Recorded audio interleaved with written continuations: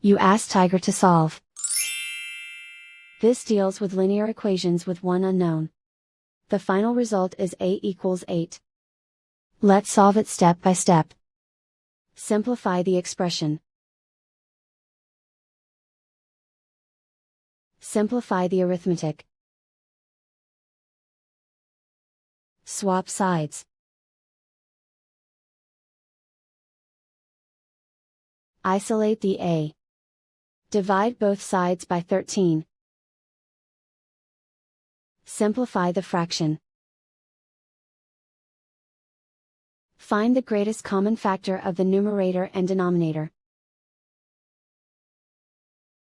Factor out and cancel the greatest common factor. And so the final result is a equals 8.